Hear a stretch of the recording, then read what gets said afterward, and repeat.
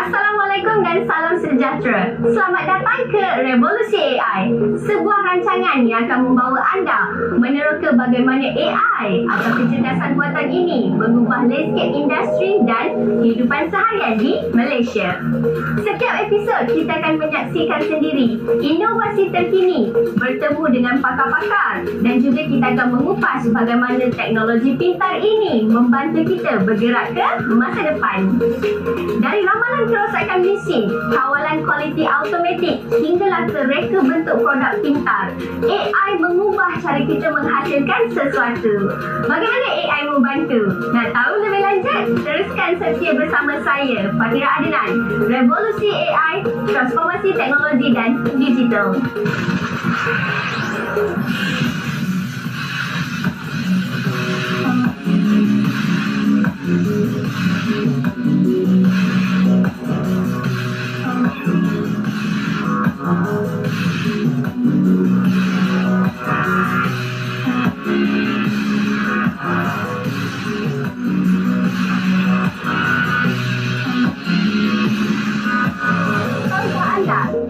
Bukan sekadar konsep futuristik ataupun plot yang boleh kita lihat di dalam filem sci-fi, tapi hari ini AI sudah menjadi realiti di mana banyak syarikat pembuatan menggunakannya untuk meningkatkan kecekapan, mengurangkan kos dan juga mencipta produk yang lebih inovatif.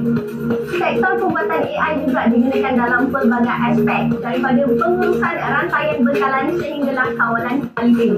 Contohnya, bayangkan sebuah kilang di mana mesin boleh belajar untuk mengenal pasti kecacatan produk dan juga meramal keperluan penyelenggaraan mesin sebelum berlaku kerosakan. Ini juga dapat mengelakkan downtime yang lebih mahal. Ini AI dalam pembuatan. Bayangkan Malaysia tanpa kilang, tiada telefon pintar, tiada kereta tempatan dan tiada makanan dalam tin di rak pasaraya. Sebenarnya, industri pembuatan dah lama jadi tulang belakang ekonomi kita. Dari zaman kilang-kilang kecil di kawasan perindustrian sehinggalah ke gergasi global yang beroperasi 24 jam sehari. Sektor ini menyumbang lebih 20% kepada KDNK negara. Kalau dulu, kilang banyak bergantung pada buruh manual, tapi sekarang ceritanya dah berubah. Kita dah masuk era revolusi industri 4.0 di mana mesin bukan sekadar bekerja tapi berfikir.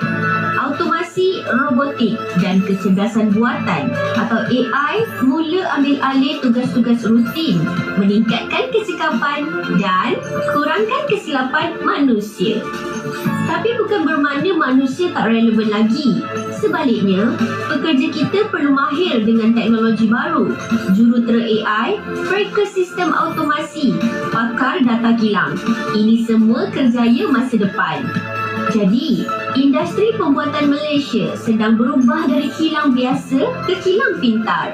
Dan dalam perubahan ini, kita tak sekadar ikut arus, kita sedang cipta gelombang. So IIoT dalam industri lah macam mana kita untuk mengambil data daripada industri itu sendiri, maksudnya proses pengeluaran untuk dihantar kepada kita punya sistem lah, kita panggil MES sistem. So semua peralatan atau peranti yang ada mesin yang terdapat di bahagian operasi perlu menghantar data kepada sistem kita menggunakan internet. Di situlah kita panggil setiap peranti ini IIoT. So peranti ni tadi adalah di kilang-kilang ataupun di syarikat di mesin-mesin lah biasanya. Baik. Jadi apakah keperluan kan sebenarnya kan, kenapa syarikat di luar sana kan memerlukan IoT kegunaan gitu? Bagi pengeluar ataupun niaga, mereka perlu mendapatkan informasi untuk setiap operasi yang terjadi. So untuk mereka mendapatkan informasi secara nyata, maksudnya secara real time, dekat sini dia memerlukan data secara terus. Tidak lagi hanya melalui kumpulan data melalui kertas-kertas. Dan di situlah setiap sistem yang ada ataupun setiap dokumentasi perlu didigitalkan. Untuk memudahkan satu lagi dan memudahkan perkongsian di antara setiap department yang ada. So maksudnya daripada pengurusan perniagaan sendiri kepada pengurusan operasi, dia orang kena tahu setiap data dari satu sama lain. Maksudnya berapa pengeluaran hari itu, berapa pengeluaran yang diperlukan oleh pengurusan. Sekarang ni apa yang berlaku kepada setiap pengilang-pengilang adalah berlebihan atau berkurang operasi daripada keperluan yang diperlukan oleh pengurusan ataupun bisnes. Dia memerlukan sistem yang telus lah, sistem yang dapat berkomunikasi secara telus. Internet of Things ini ringkas je maksudnya. Benda-benda macam mesin, sensor, peralatan, semuanya berhubung melalui internet dan berkomunikasi antara satu sama lain.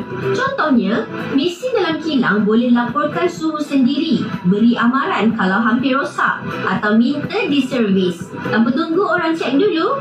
Bayangkan satu kilang yang bercakap dan berfikir sendiri. Itulah kuasa IoT. Dan yang menarik, semua data ini boleh dipantau dari jauh, dari laptop atau telefon dalam masa sebenar. Jadi pengurus boleh buat keputusan cepat walau tak ada kat tapak kilang pun.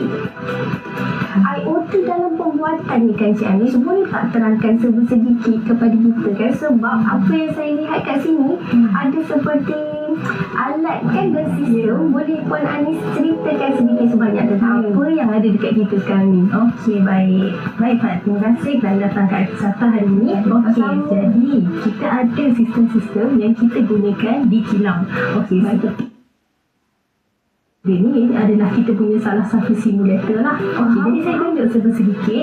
Jadi kalau ikutkan ini kita punya IoT panel lah yang kita panggil sebagai control panel. Okey, control panel ni kita akan pasang pada mesin di kilang tu sendiri nanti.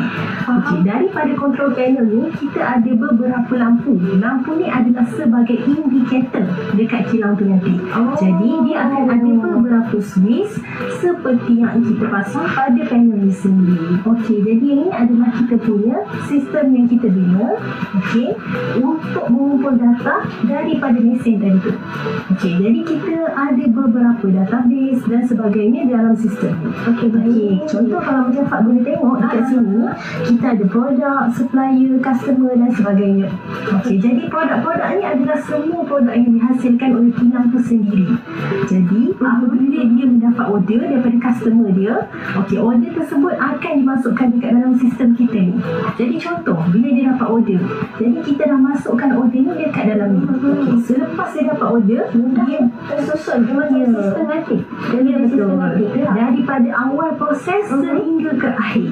Maknanya daripada dia dapat order, macam mana dia nak buat perancangan untuk menjalankan proses dekat dalam kilang tu, data yang dia dapat yang kita akan kumpulkan melalui panel yang kita ada ni, dan dihantar ke sistem tu. Satu ialah permasalahan yang paling jelas adalah tiada pengurusan data yang berstruktur. Means that akan ada kehilangan data dari setiap proses yang ada kalau kita menggunakan sistem manual. Kesalahan data, kesilapan data ataupun kehilangan data secara terus. So ini menyukarkan pihak pengurusan untuk membuat sebarang keputusan dalam memastikan perniagaan ataupun memastikan pengeluaran mereka dapat mencapai objektif ataupun mencapai target yang sepatutnya lah digaris panduankan oleh MITI. Dalam salah satu dia punya grant Industrial Forward adalah ada 3 faktor yang paling penting dalam peningkatan Industri 4.0. Pertama adalah proses tersebut, kedua adalah teknologi, dan ketiga adalah sumber manusia. Ini garis panduan daripada MITI ni? Ya, garis panduan daripada MITI. Ini adalah 3 faktor penting yang diorang tekankan bagi kita meningkatkan industri daripada industri 3.0 ataupun tanpa automasi kepada industri 4.0 bagi mencapai produktiviti yang lebih tinggi. Industrial Revolution 4.0 strong. Yes. Kecerdasan buatan memainkan peranan besar. Sistem AI dapat membantu untuk menganalisis data secara real time, dapat meramal kerosakan mesin sebelum ia berlaku dan juga dapat mengoptimumkan rantaian bekalan. Semua ini sebenarnya dapat membantu syarikat untuk mengurangkan kos dan meningkatkan daya saing mereka di peringkat global. Teruskan bersama-sama dengan saya untuk bertemu dengan tetamu istimewa. Nak tahu siapa? Jom!